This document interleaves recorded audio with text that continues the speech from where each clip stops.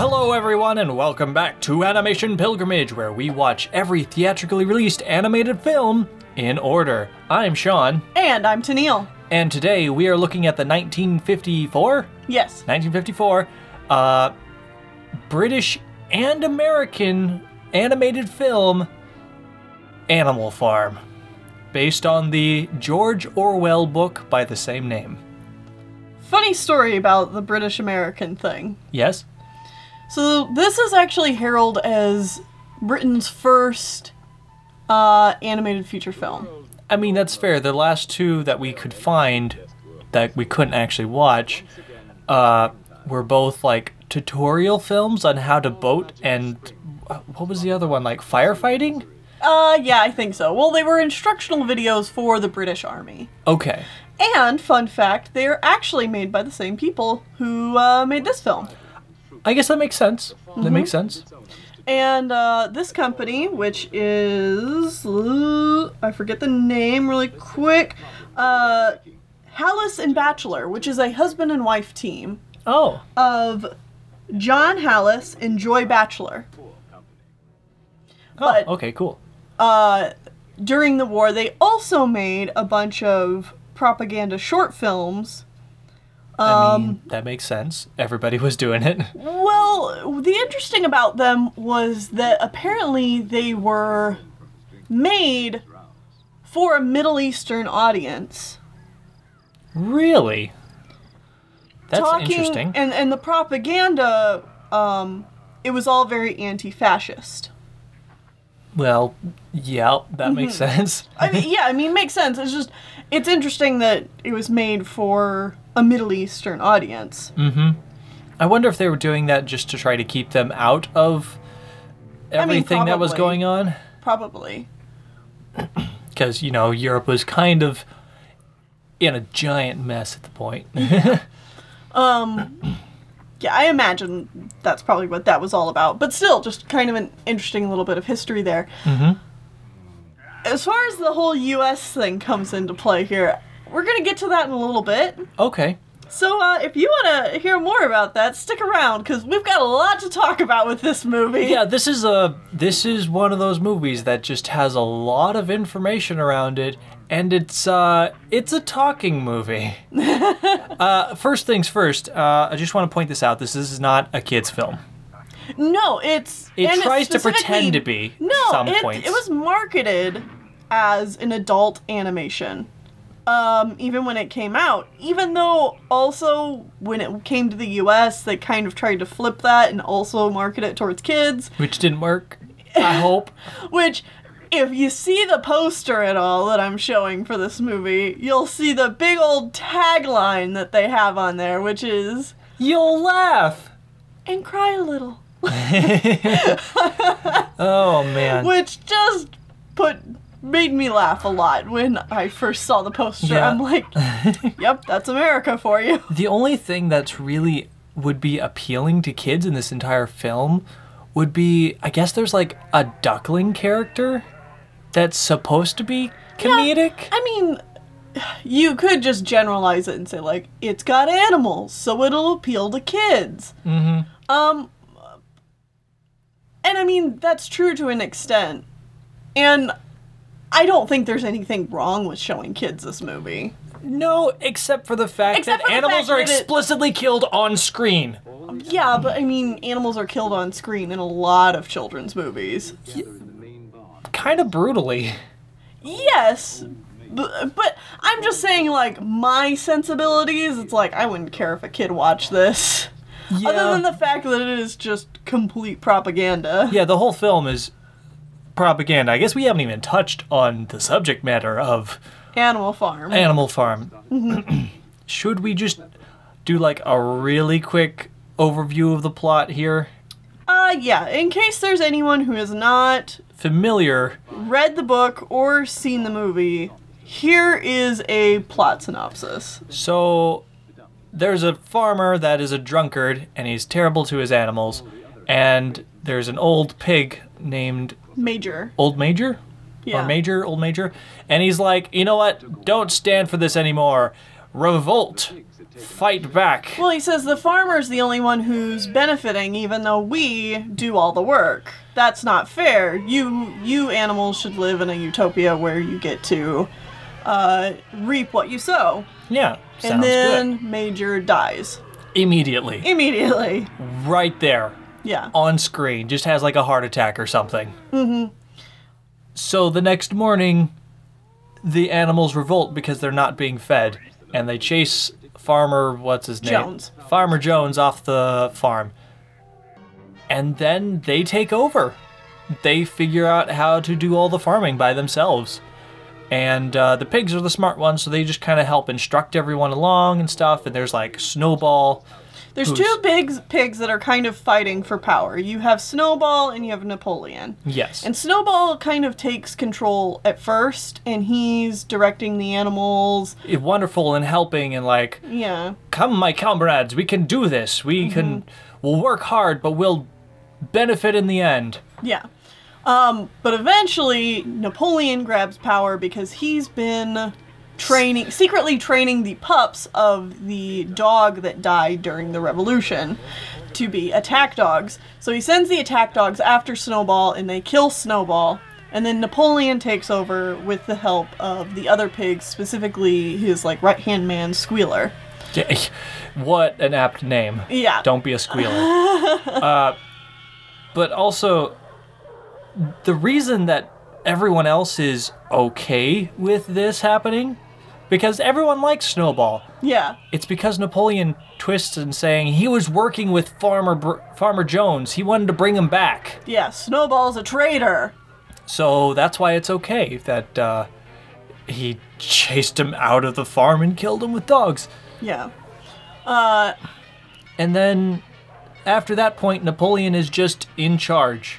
And slowly, all the freedom that was given to all the other animals disappears. And eventually... And the animals had, when they first got rid of Farmer Jones, they wrote a bunch of, like, laws? their laws, their commandments up on the side of the barn. And slowly but surely, Napoleon and the rest of the pigs break these rules, but make addendums to it, so... It's okay. So it's okay. It's fine. Yeah. And, you know, all the animals end up hurting from this regime, obviously, but obviously things get really bad when they are building the mill for the second time, because they're trying to build a mill to sustain power on the farm. And then Farmer Jones blows it up, so then they have to build it a second time. Mm-hmm. And the workhorse, the old workhorse Boxer, who is the most steadfast, hard-working man... inspires all the other animals. Inspires everyone. He got hurt in the second revolution where the farmers tried to come back and take the farm again, and then blew up the mill, which we just mentioned. He gets shot in the leg, and if you know anything about horses, if you shoot, if they're wounded in the leg, there's no coming back from that. Yeah, not really. I mean, Boxer tries his hardest. For years. Yeah. For years he fights this thing off until he has an accident while building the mill and kind of crushes himself. Yeah. But his good buddy Benjamin, the donkey, is by his side.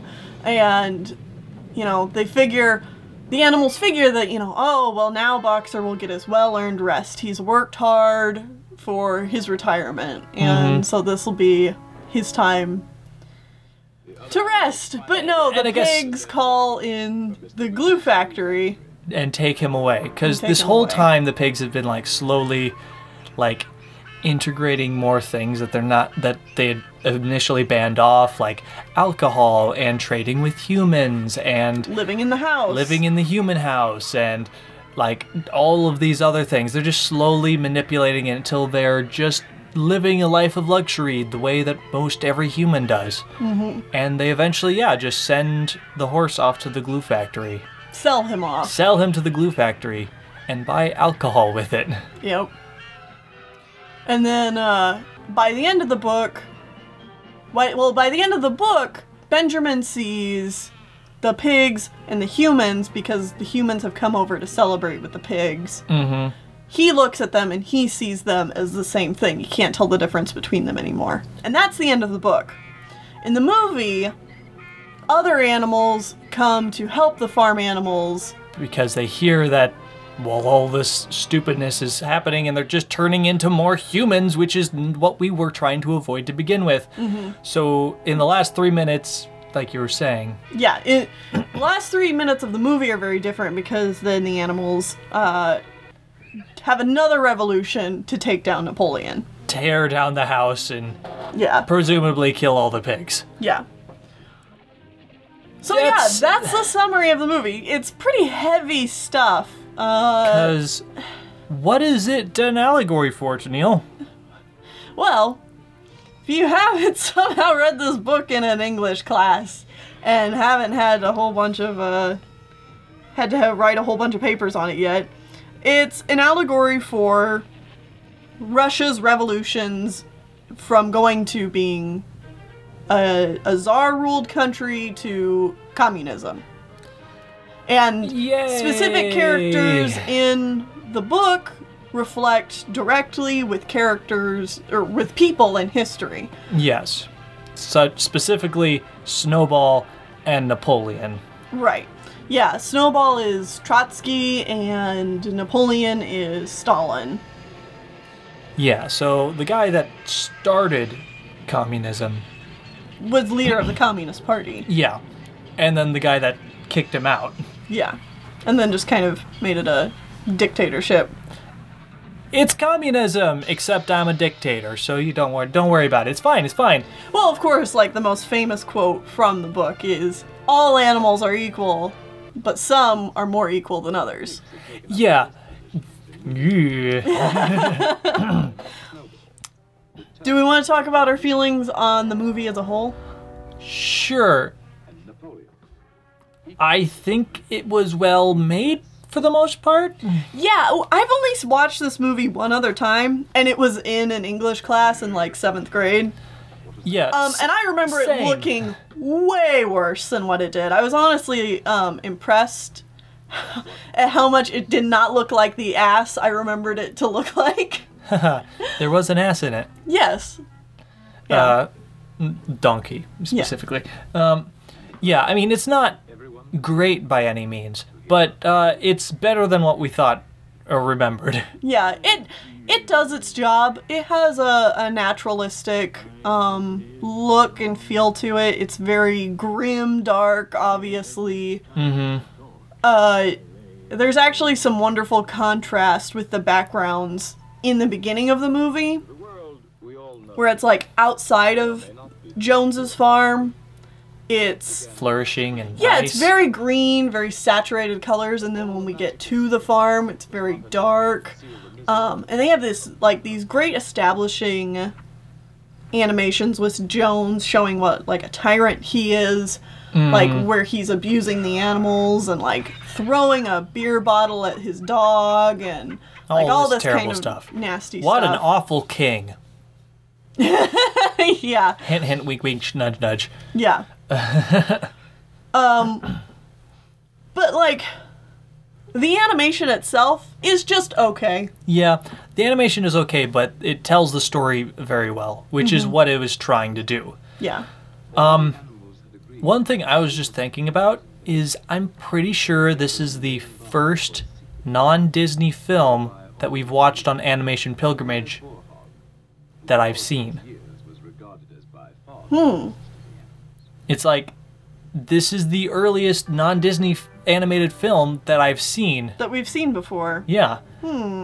I don't know if there's any others that we've watched so far on this journey that I had seen, other than obviously all the Disney stuff. I've watched all of that because it's readily available. Yeah. A lot of this other stuff, it just wasn't, and this is something that I saw in school. I think you're right.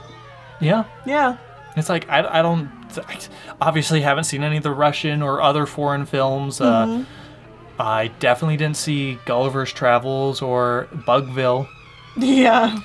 Nor So, Prince Achmed. or like, I mean, none I've of that. heard of that one at least, but Yeah. anyway, though, that's just kind of an aside. Yeah. So are you ready for some background on this? Yeah, Because I did my research. let's talk politics.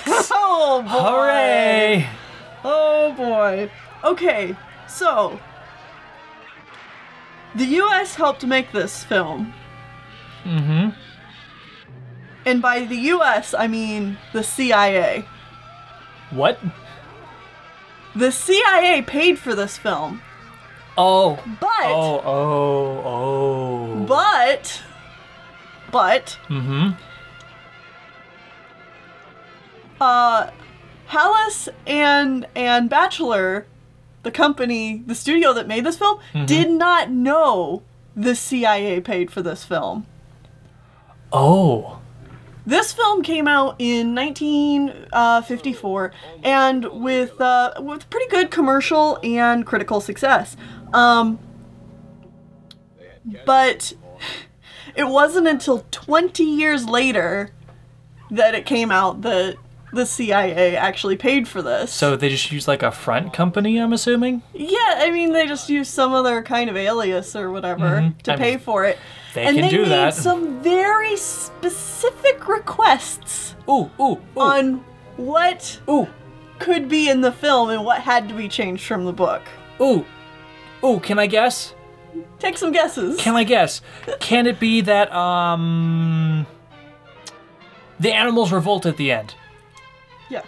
Oh my gosh, whoa! Because in the end, yeah, no, the bad guys just win, and that's the end. I have a specific list of things that they requested be changed. Because this is right in the middle of the Cold War and the Red Scare, correct? Yes. This is when America, specifically the CIA, I'm sure, are pushing this pretty hard. Communism bad, communism scary. Communism's going to end the world. Communism's going to destroy your lifestyle and everything we know and love, which has screwed up our parents. Because this is what our parents grew up in. This is why they think the way they do. It's why they're so scared of anything that's vaguely related If you have to parents communism or socialism. we're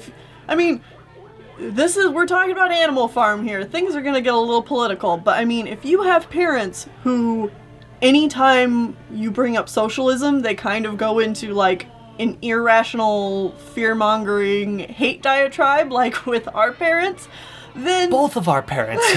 then you probably, like, this is partly why.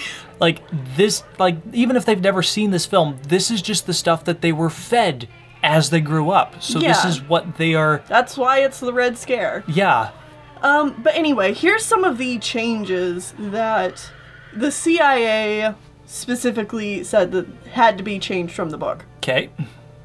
Snowball had to be shown as potentially as dangerous and as untrustworthy as Napoleon. Wow, yeah, because he's a good person the whole time, but he's meant to look edgy and evil too. In the first few drafts of the script, the CIA were like, he's too sympathetic, you have to make him more menacing. Oh boy. Yep. Napoleon's regime could not just be as bad as Farmer Jones, as it is in the book, but it had to be undeniably worse. Wow. Because, I mean, yeah, they, like, push the animals even harder and feed them next to nothing. Yeah, whereas, at the end of the book, Benjamin looks at the pigs and humans and he says, I can't see them apart. Like, I can't see a difference between the two. Because they're the same The now, same. instead of the pigs are worse than the humans. Exactly. Wow. And, of course, the final change, the animals of Animal Farm are able to take down Napoleon because they recruit help from outside farms. Oh. Wow. That specific... Oh my goodness. I mean, Animal Farm's already kind of like a propaganda book, but like... This just pushes it This- into pure propaganda. Yeah, this takes it a whole other step, just like those few changes. And you don't, like, everybody I know who talks about this film says that it's a really good adaptation of this book. Mm-hmm. But those are very subtle and very prominent changes. Very important changes. Oh my goodness. That change a lot of the context. I mean, normally on this show we talk a lot about, I don't know, the animation, the visuals, what we thought of the film, but this one's just so interesting to dig into how it was made and what was done about that. Mm-hmm. This is definitely going to be a very different animation pilgrimage episode. Yeah. I'm sure we will get into a lot more of the animation and stuff like that, but it's just like, we need to talk about this, because if we don't talk about this, what are we doing? Right. We're covering this film. So now that I've dropped all those things on you, it's So the way this portrays George Orwell's thoughts upon communism and everything is, communism is bad, full stop. Right. Which, after I did some research, isn't really wasn't the point wasn't really the point of the book. So George Orwell is actually an alias. I don't remember the author's real name. But he was actually a democratic socialist. So in these current times, someone else that you might know as a democratic socialist is Bernie Sanders. Right. So in the same boat of, let's make it easier for everyone. Mm-hmm. Anyway, in the Red Scare, people would think is too close to communism. Yeah. George Orwell's book is more so about how communism can be taken advantage of because there's not enough checks and balances in there. Mm-hmm. But also because once communism has to act with an outside world, if it is not just self-sustained, if it has to interact with a capitalist world, it will fall apart. Capitalism will destroy communism. Right. True, correct communism. Well, no. You're getting it confused with socialism. Okay. Socialism can be many different things. Communism is one of them. Okay. And you kind of have it backwards. Okay. Yeah. But yeah, so the true villain to communism is democracy. Right. And the free market, quote unquote. Yeah. So that's why these changes that the CIA made make the message of the movie so much different than the messages of the book. Mm-hmm. The book is saying, yeah, no, it's not just communism's fault. Yeah, it's also capitalism. Capitalism is also bad. Which, I don't know if you realize this, that's what America's built on. Well, yeah, America is, like, completely capitalist. Pure capitalism. So of course the CIA doesn't want that in there. So, now, to kind of tie this all up in a pretty little bow, I have one last little note here that says, the CIA chose to fund this project in Britain because of the studio's previous work on propaganda films, and because it would be cheaper to outsource. Oh my god. It begins. It begins, Tennille. We found the first source of outsourcing for a full-length animated feature film. Well, no, it's not even that. It's just the idea that a book about how both communism and capitalism is bad got made to fight communism with capitalism. Like that is so ironic. That is the most capitalist thing they could have done. It's like, we really want to spread this fear-mongering message about communism.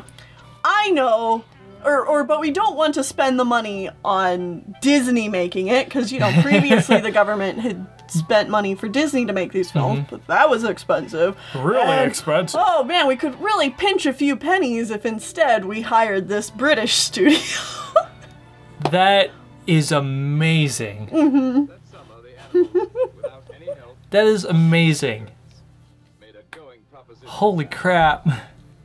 I just dumped a bunch of information on you, but Yeah, you really did. And all I can just think back to is the fact that when I was taught all about Animal Farm back in like the 7th or 8th grade, whatever it was, the main takeaway from it was mostly just communism is bad. communism bad. This is Cliff Notes. Just ingest that. That's all you need because, you know, the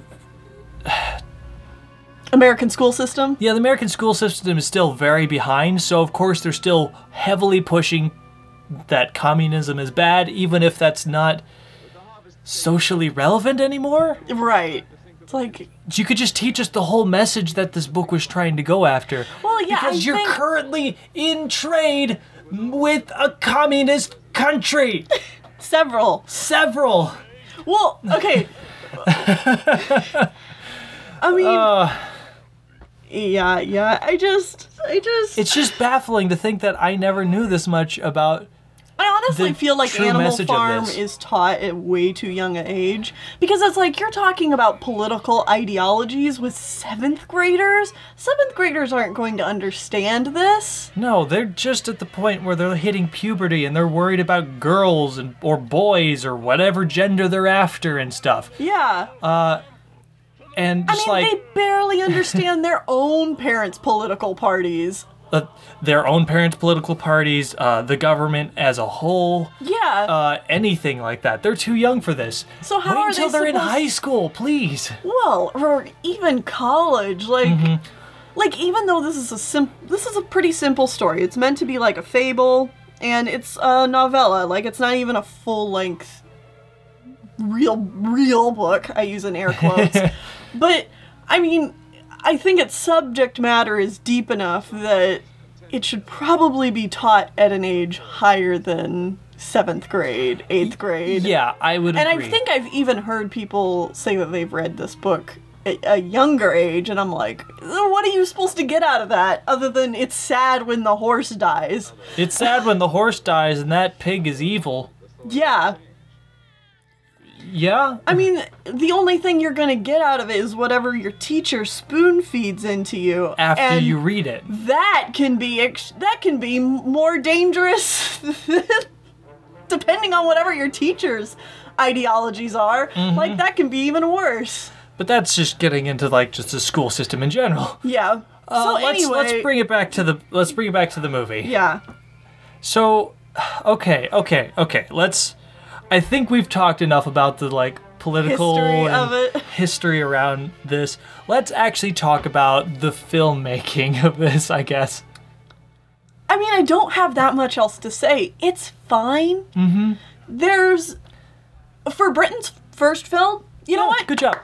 Good job. Good job. You got a big old budget from the CIA. You were able to make a. I mean, they didn't know. Yeah, they didn't know. They didn't know. Even 20 years later, when it came out, they were like, what? Nani? Well, I don't think they said that. Pardon? Pardon? Beg pardon. What?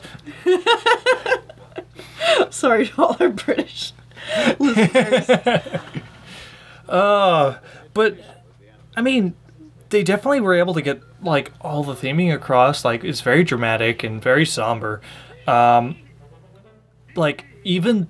It's actually really impressive that they animated so many animals Yeah. in this film, because it's lots of animals. And, yeah, I guess there is some really dark points. If you haven't seen this film, be warned that animals will die on screen. It is definitely either a PG-13 or R-rated film, Yeah, it's not... if you're going by American rating standards. Yeah, and just for the subject matter in general, I don't think I would show this to anyone under the age of 13. Yeah, probably not. Or, like, that's why I say, like, PG-13, R. Yeah, I mean, I definitely think there's some, more disturbing British animated films we've got coming up in our future. oh yeah, there definitely are. There definitely is. Oh boy, but those are from like the 70s. But this is like, this is a good start of what we have to expect from British animation for a little while. Yay! But yeah, is that it? Yeah. I think that's it. Okay, so yeah, I guess next time we're going back to what country else but The USSR! Hooray! So fitting! going right back there again. We got Tsarevna the frog. It translates to Frog Princess, Okay, but yeah, Tsarevna the Frog. also from 1954. So See you guys then. bye. Management.